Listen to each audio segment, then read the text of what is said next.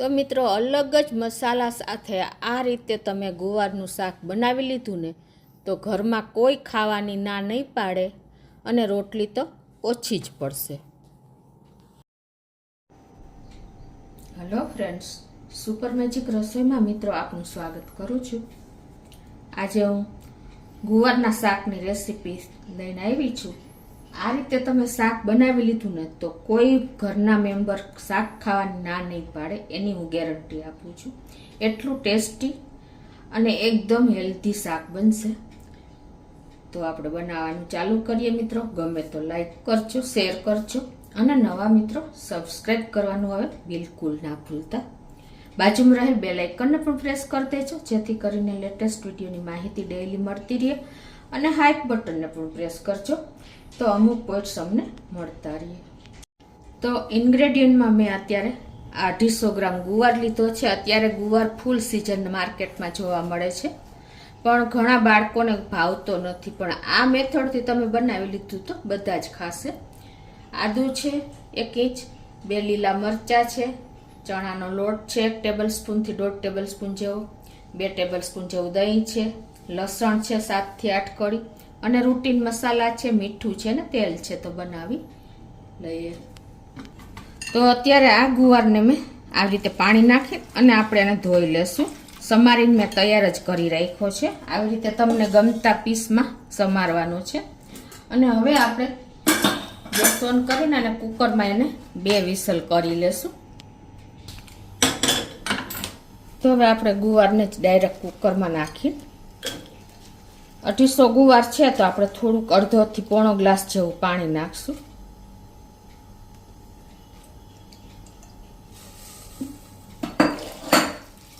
અને test according અડધી teaspoon મીઠું નાખી દઈ.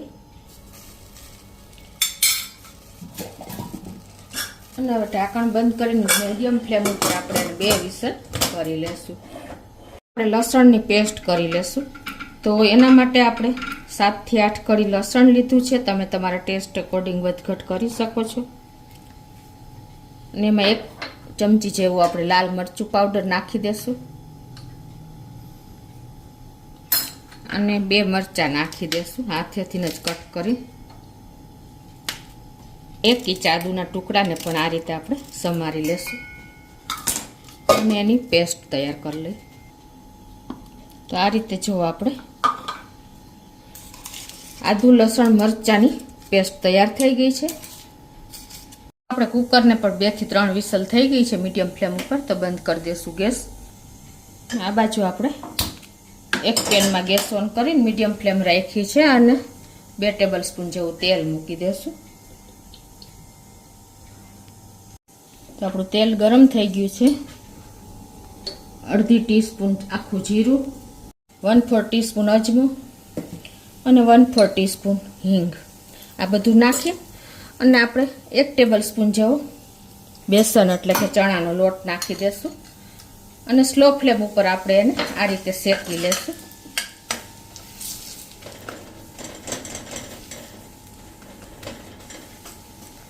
સ્મેલ આવે ને ત્યાં સુધી આપણે એને રોસ્ટ કરી લેવાનો છે તેલમાં મસાલા જીરા સાથે જ.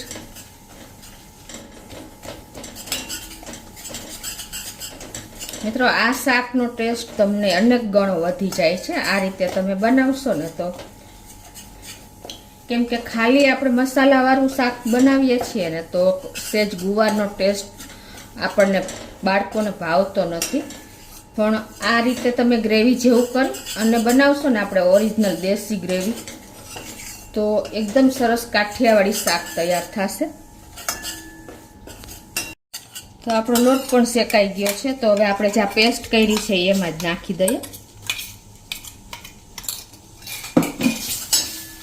અને એને પણ આપણે મસાલા સાથે જ લોટ સાથે જ રોસ્ટ કરી લઈએ.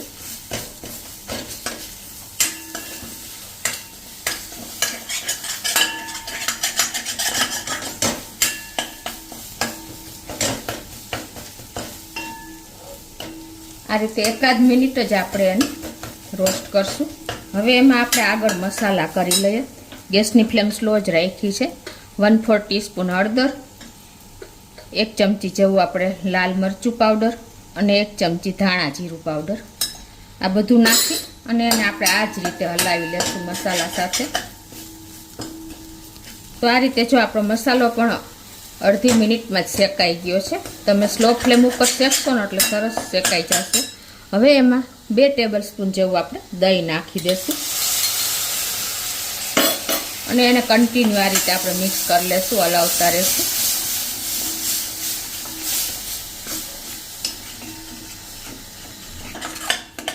અને થોડુંક આપણે 1/4 કપ જેટલું પાણી નાખી દઈશું.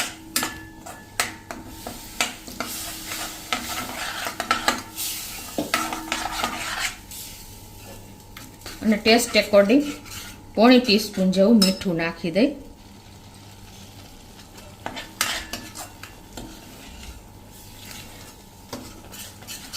આપણે આમાં હવે બિલકુલ ખટાશનો બીજો ઉપયોગ નથી કર્યો, પણ દહીં મીડિયમ એવું આપણે લીધું છે એટલે તમારે ગ્રેવી એકદમ સરસ જો રીચ થઈ ગઈ.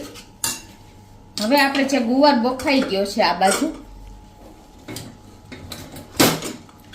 તો એ ગુવારને આપણે પાણી સહિત જ આમાં નાખી દેશું, કેમ કે એનું હેલ્ધી પાણી એમાં જ હોય છે. અને ગેસની ફ્લેમ મીડિયમ કરી નાખશું.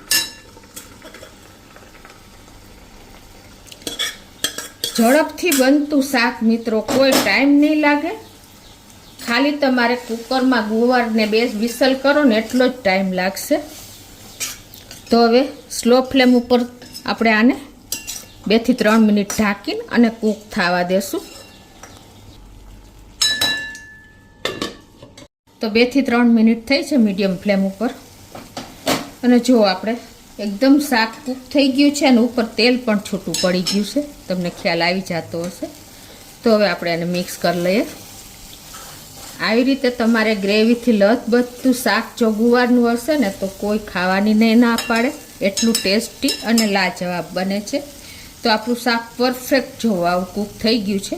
આપણે બેસન વાપર્યું છે ને એટલે થોડોક ટાઈમ થશે ને ત્યાં થોડુંક થીક થઈ જશે. એટલે આ કન્સિસ્ટન્સી આપણે અત્યારે રાખીએ છીએ મિત્રો. એકદમ ચટાકેદાર આપણું ગુવારનું શાક, બિલકુલ તમને ફીકું નહીં લાગે, એટલું ટેસ્ટી બન્યું છે. તો ગેસ બંધ કરી દઉં છું અને સર્વ કરી લઈએ.